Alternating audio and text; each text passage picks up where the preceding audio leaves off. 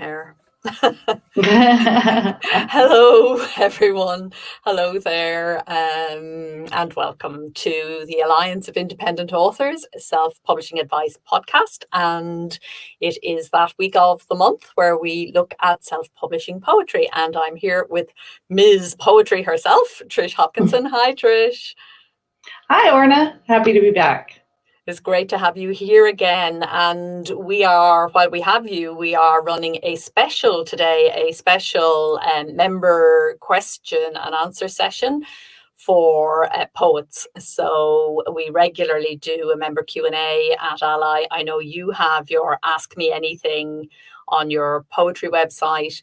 But we don't at ALLi often focus in questions-wise specifically around poetry. So poets, this is your chance. If you're thinking of publishing a poetry chapbook or book, collection of any kind, if you have any ideas about that, if you even think it's something you might like to do sometime, this is your chance to ask questions.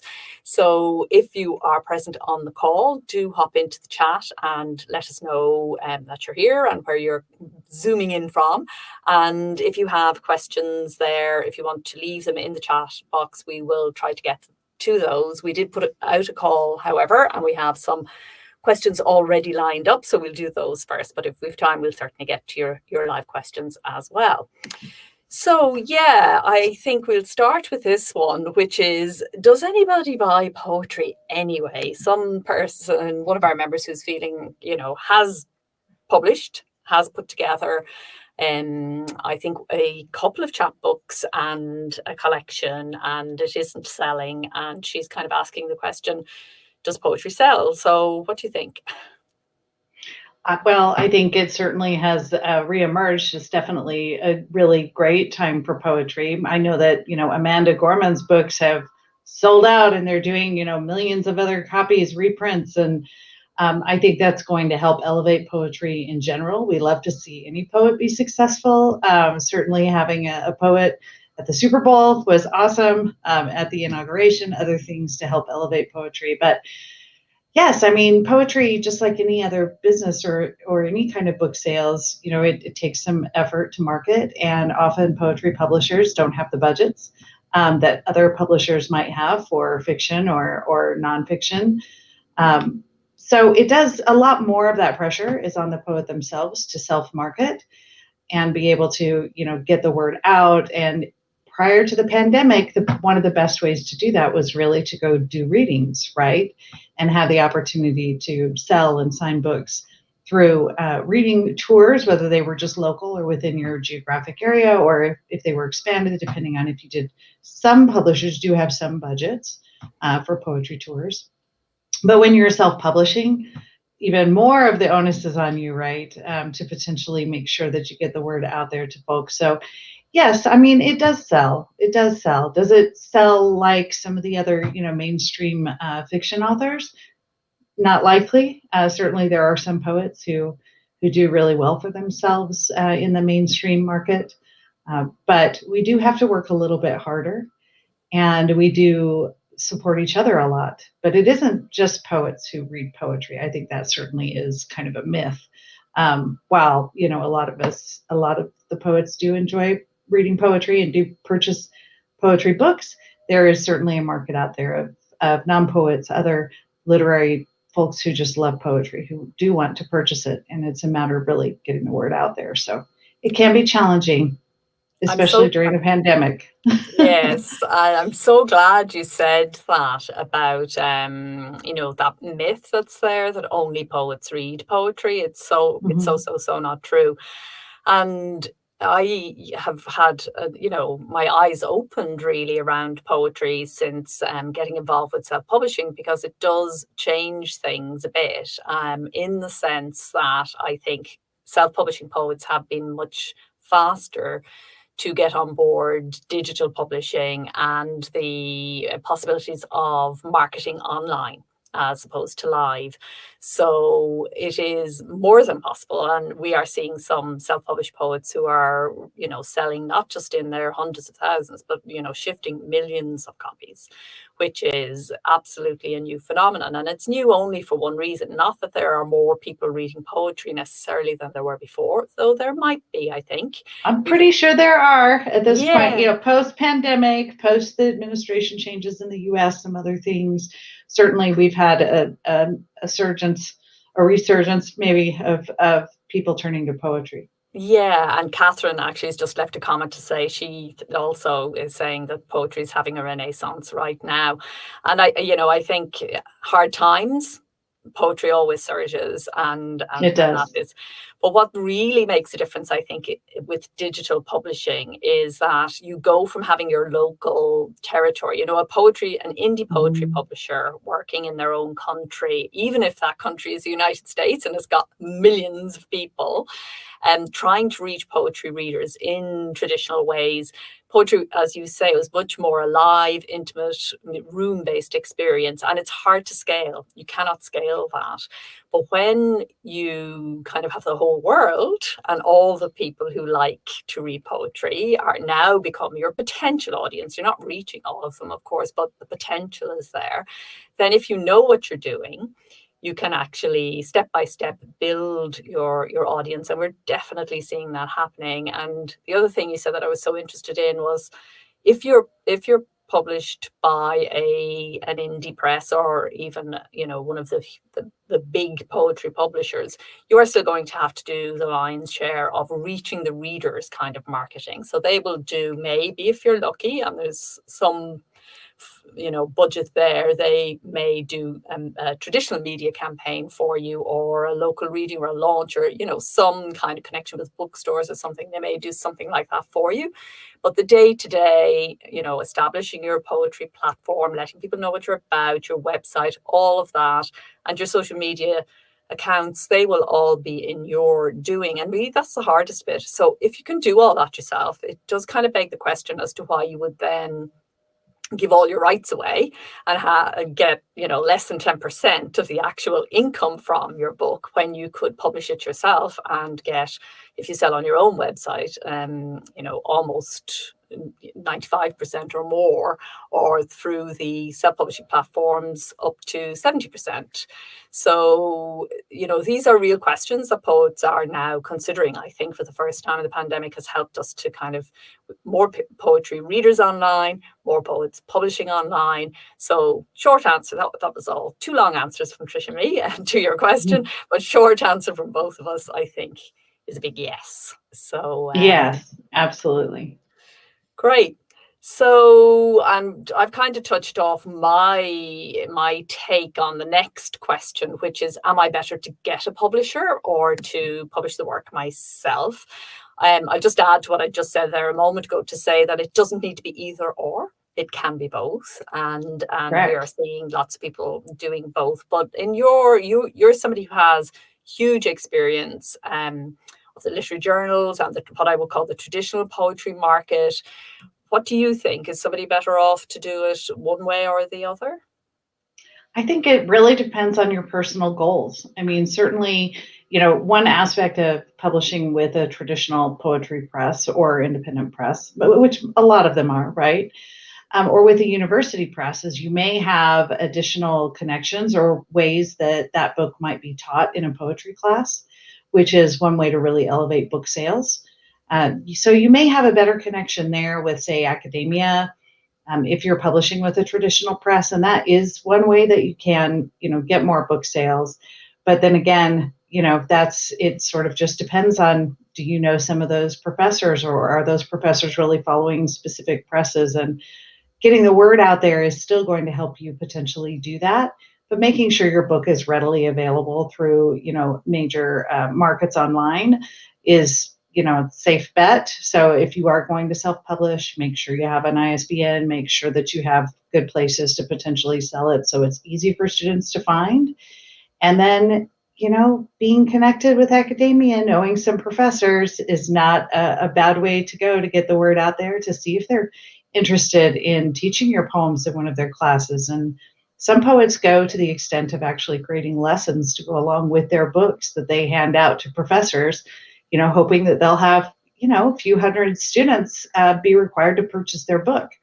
So that is one way to go. And it may be a little easier to go that path if you are traditionally published than it would be if you're self-published. But if you have, a nice CV with a lot of good references and people are knowing your poetry and you have that reputation, then I don't think a professor would say, oh, you self-published, so I'm not interested in teaching your poetry. I don't think most professors would care one way or the other. It's more about the work and what their students will gain from studying it. So that's one way of, potentially getting your work out there. I think both work. I think it is a little harder to self-publish and get the word out there. Certainly you can lean a little on the press. You will have some additional connections that you're not making all on your own. So it just depends on your platform and how much you're willing to push yourself and do that work. If you're an introvert, you probably want to press. Yeah, except that you'll still have to do the marketing yourself, So in that sense, you're getting some support, but I don't think it gets over that necessarily. I mean, I think social media is fantastic for introverts in the sense that you can control what you put out there. It doesn't have to be, say, what we're doing here, which would be an introvert's nightmare. You can do it in so many different ways, and that, I guess, if you're not going to go the traditional route, I think it has to be social media, has to come in at some level. The Instagram poetry thing, as we've discussed before, is a major phenomenon, and all of the social media platforms have their poetry corner where there is lots of activity with poetry readers and writers. So that would be probably the way that you would go, or something. You have to find, and whichever way, as Trish said, it's very much about your personal goals.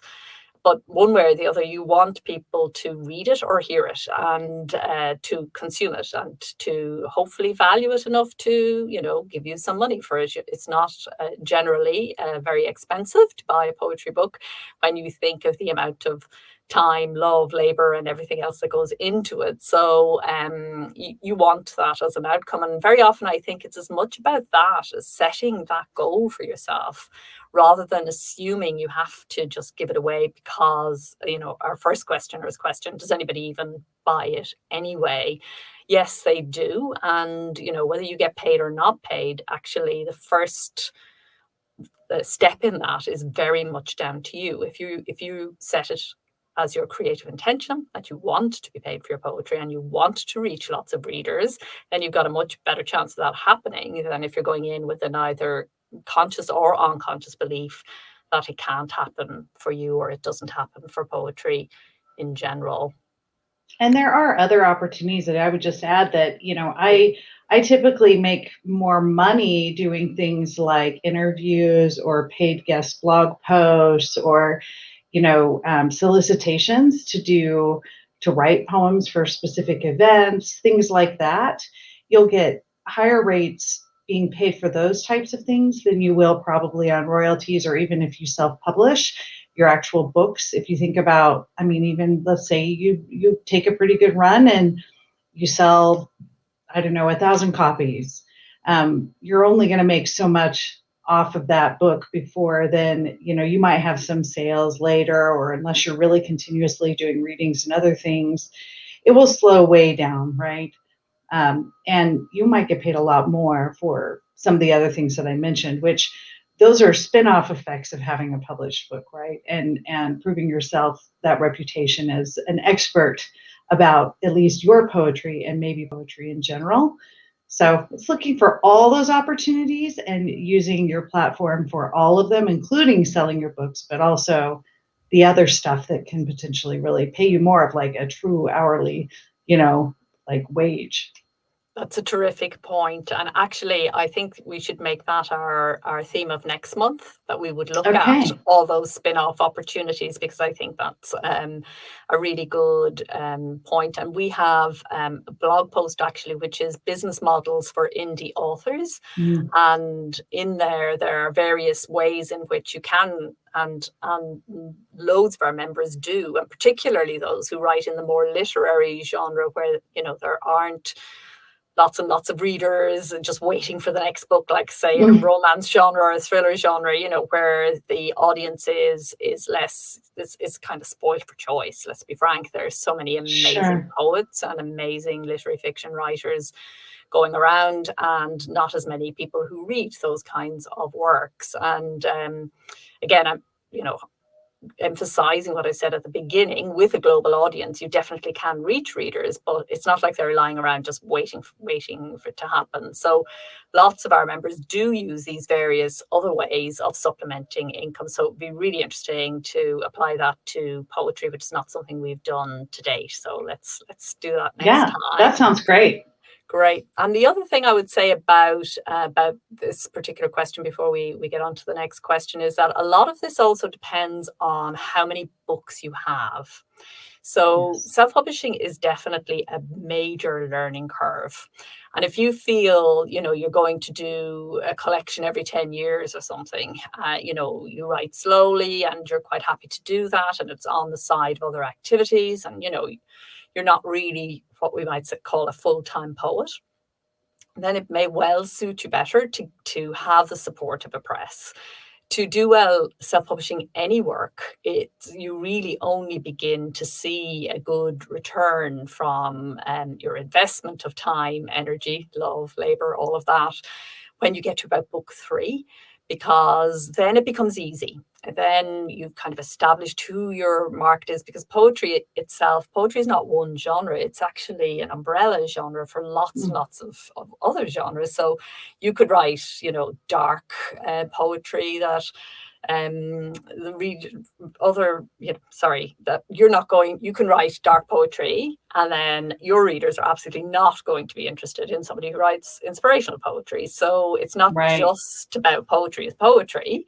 It's not. You've got to find out, you know, what the kind of poems that you write, who is the reader. And often that's more difficult for poets than it is for fiction writers or non-fiction writers, because the very nature of poetry is that you can write about all sorts of things and in quite diverse ways and in lots of different formats. But there will be a theme and an underlying kind of sentiment that will put you into a particular genre, and also where you're from. Very often poetry is categorized by, you know, American poetry, Irish poetry in my case, American poetry and Trish's. So, you know, there's all that going on as well. So if you're not going to do if you don't feel like you have a good few books in you, and to have a good few books in you, I think you need to be on social media or some other kind of publication deadline and process and schedule that's going to draw the poetry out of you, so that you have enough because you'll write a lot more poems than you'll actually put into a book. So you need to become quite prolific, in other words, to be a successful self-published poet, and probably a successful trade-published poet too. I can't think of any poet actually who just wrote one book. That's true.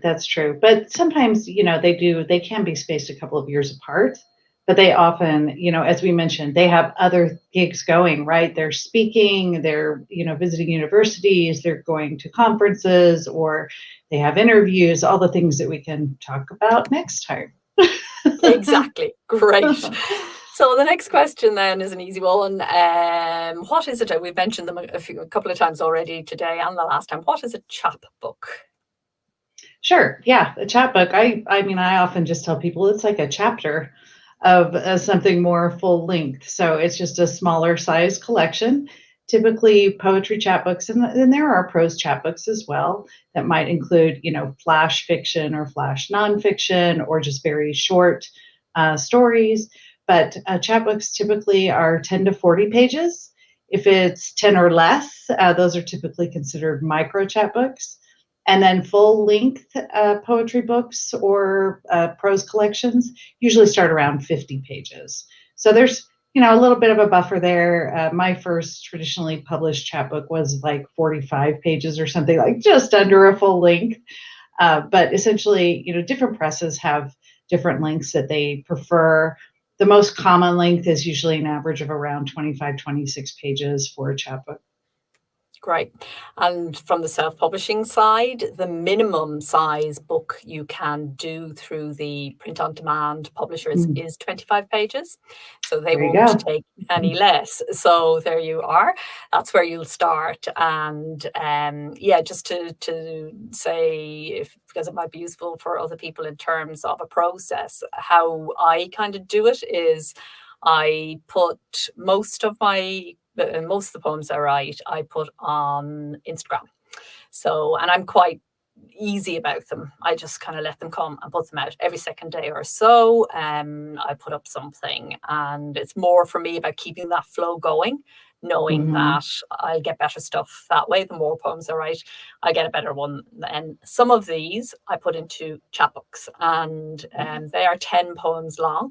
So when I have 10 poems, I just do another chapbook.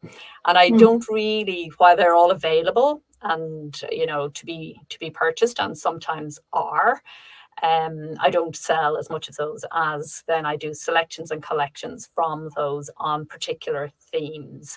And that works really well for me because there's a kind of a filtering process whereby, by the time I get to a collection, I'm putting things together. I've dropped a lot of things that I've written along the way, but I've had the satisfaction of publishing them. And then I also do one exclusive poem a month for my patrons on Patreon.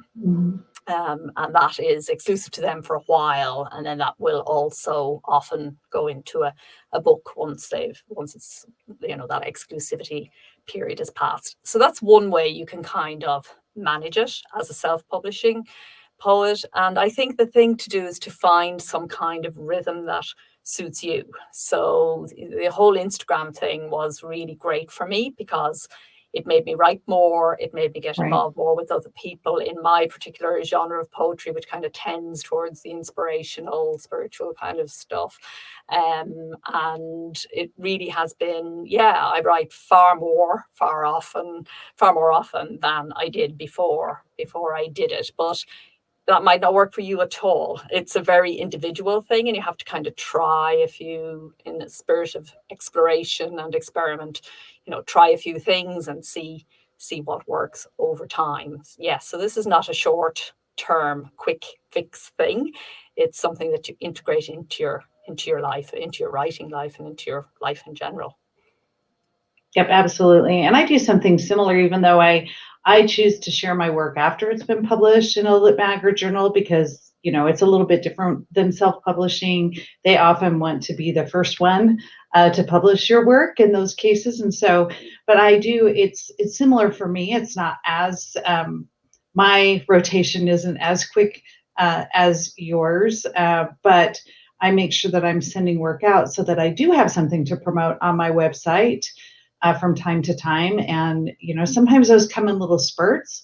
So I may have 2 or 3 publications within a couple of weeks, and then I just promote those, spread those out, because I want to make sure as I'm sharing things on my website, my platform, it's not just all about me promoting me, but rather it's the things I'm giving back to the community as well, and sort of alternating between those so that my readers get excited when they see me promote my own work, and in the interim, they're getting other helpful things by reading my website. So, which I know, you do a lot of that too through all of the alliance work in your own, like you said, your Instagram and other things where you have certain cadence for certain things, but there's always something for your followers depending on, what information they're looking for. They have the opportunity to get that. So I believe that having a steady schedule is so important on whatever the platform is, whether you mentioned Patreon, but certainly a lot of that can also be through your social media and other self-promotion.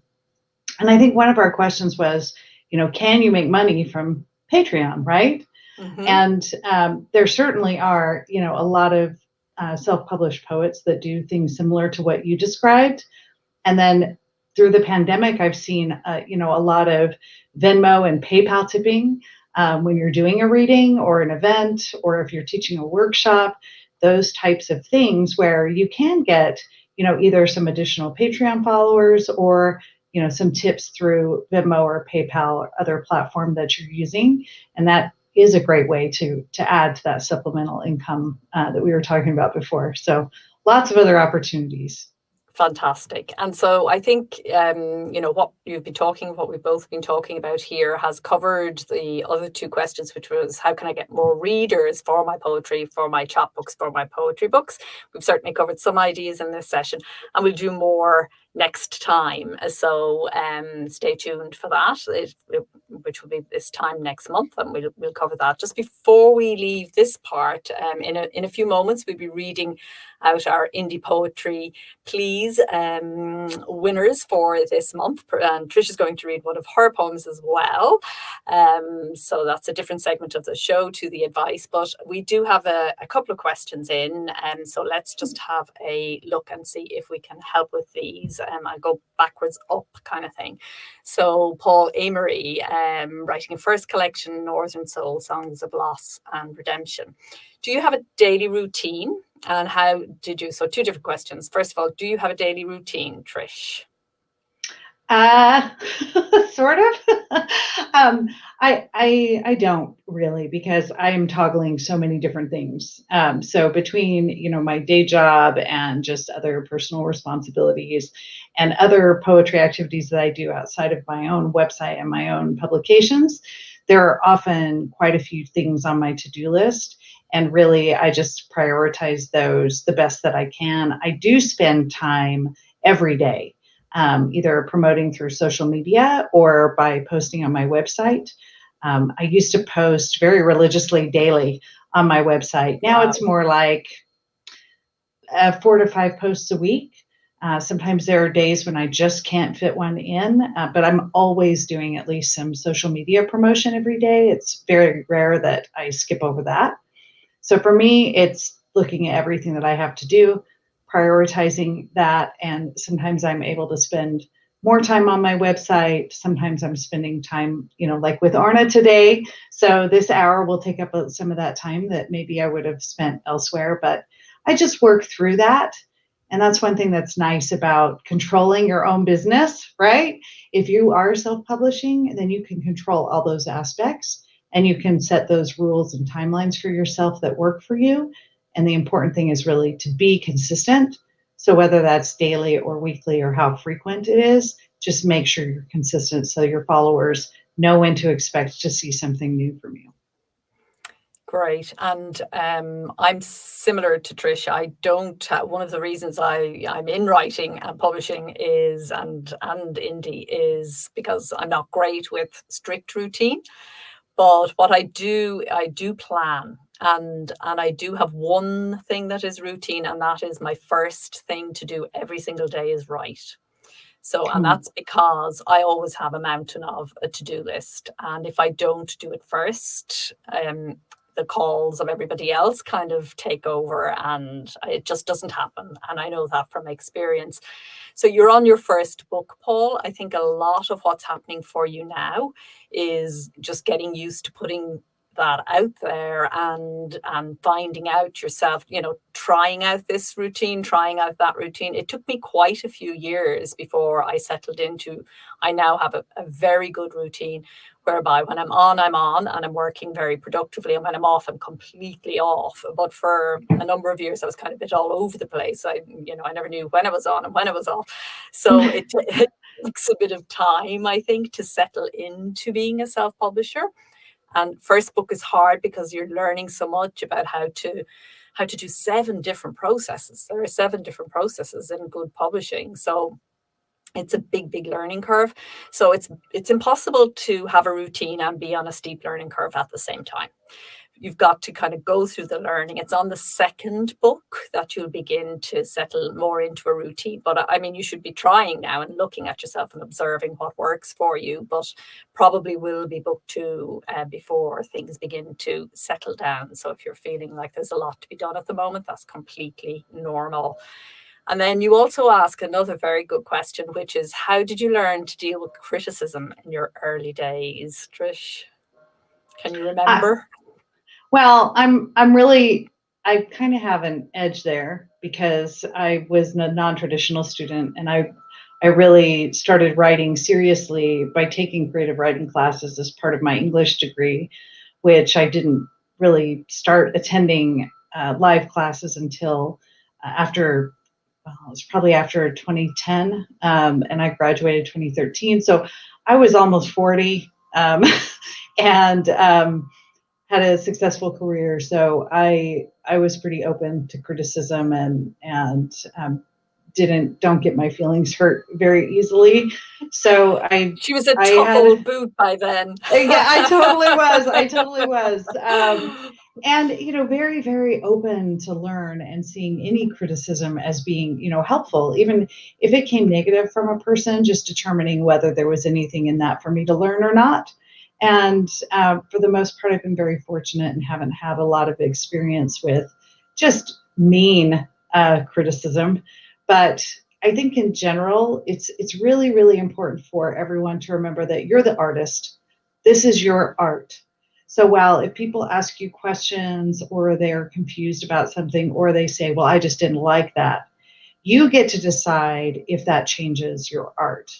And if that's a single opinion, or even if it's a lot of opinions, if it's not helping you accomplish what you want to accomplish within your art, your writing, then it's completely up to you. I mean, and very fair for you to ignore all of that feedback.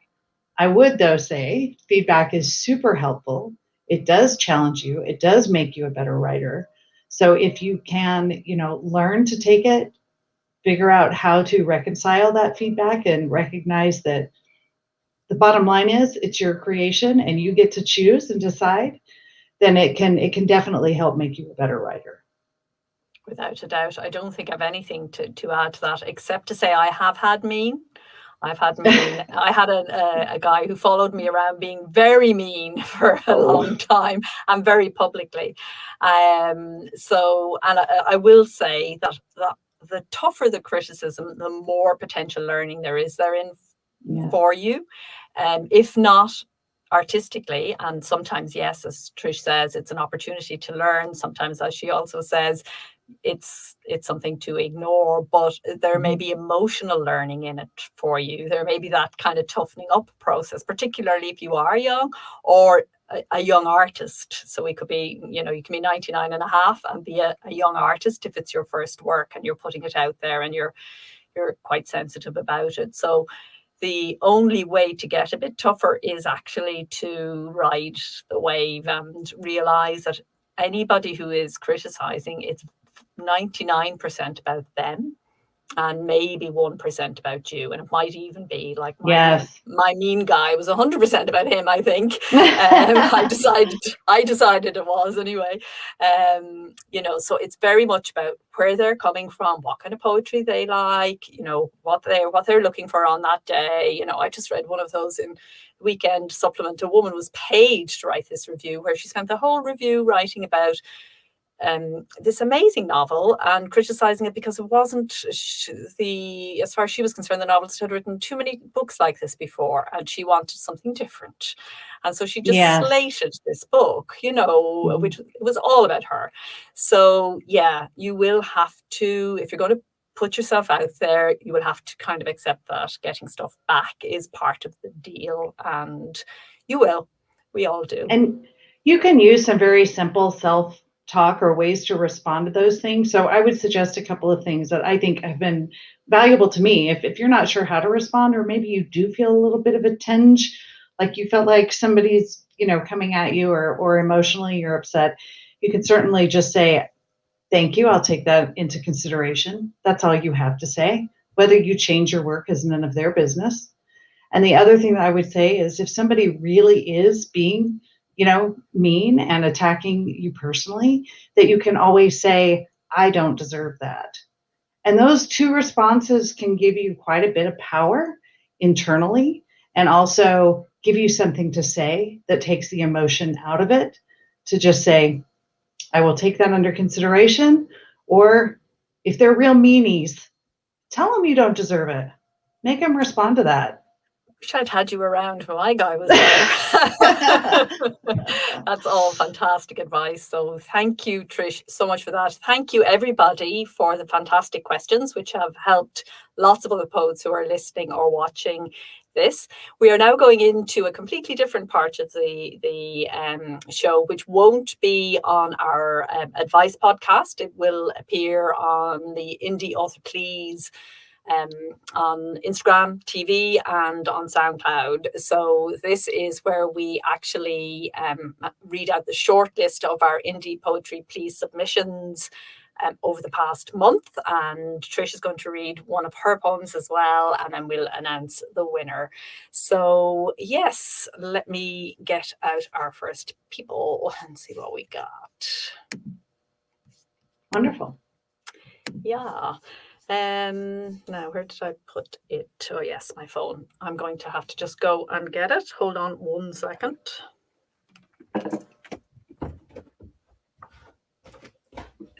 Quick coffee break.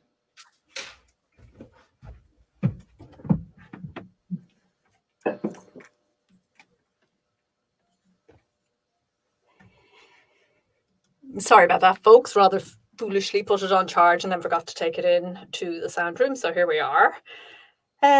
So the first poem I will read is by Samantha Reynolds, and you will find her on Instagram at Bent Lily is her handle on Instagram, at BENTLILY, as in the flower, Bent Lily. And Samantha is an inspirational poet, and she does every day, she does an uplifting poem or piece of writing. So this one was called The Myth of Finding Balance. Balance is found not in a day, but in a life. So stay up late for weeks if your soul is lit up with ideas, and then rest when you need to, long and deep like a bear. Happiness is not an emotion as much as a rhythm. Keep tuning in.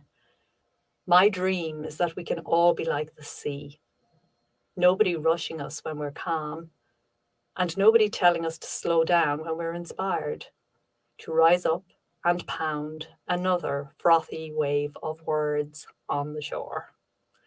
So yeah, I thought that was a nice one for the poets among you.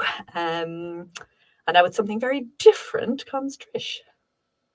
Oh, yes. No, that was a great, my poem also has a water in it. Oh, so fab. That was a great connection. I really loved that last line. Yes, it's all builds to that last line. I also liked the bear, I have to say. Yes. Yes, the long and deep like a bear, yeah. Okay. Definitely. Lovely. So this poem was published in Writers Resist, and it is entitled, I Do Not Wait, for Walt Whitman.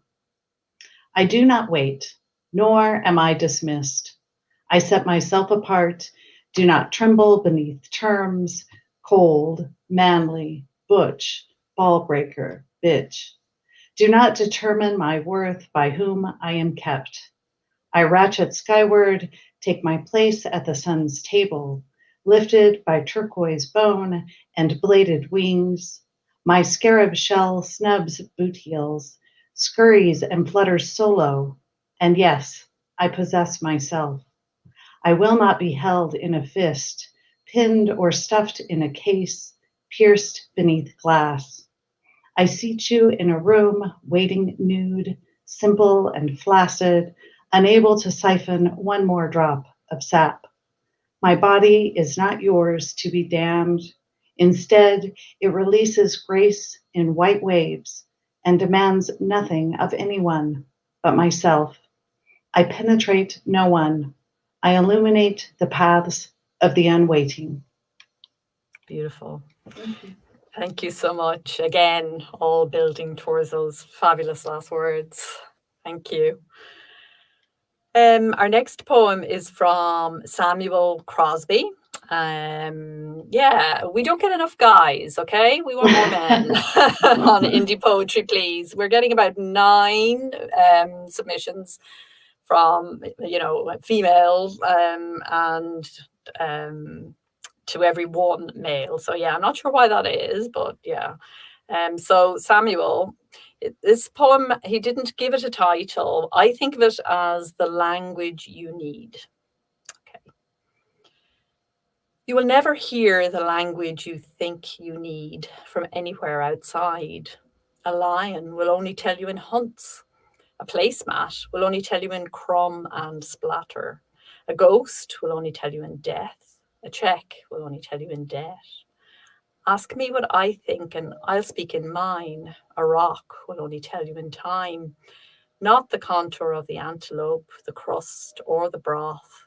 Not the buffed headstone, nor the fee. Only my own, only me. Ask your question in, not out. To the core, not up to the cliffs and sky. Unless, of course, what you need is a lie. Lovely. I loved all the really specific images in that one. That was really nice.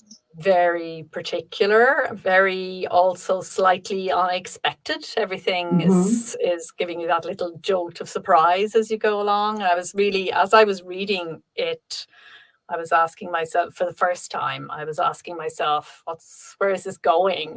Where is it going to land? And yeah, I thought it was really quite interesting what he did with that.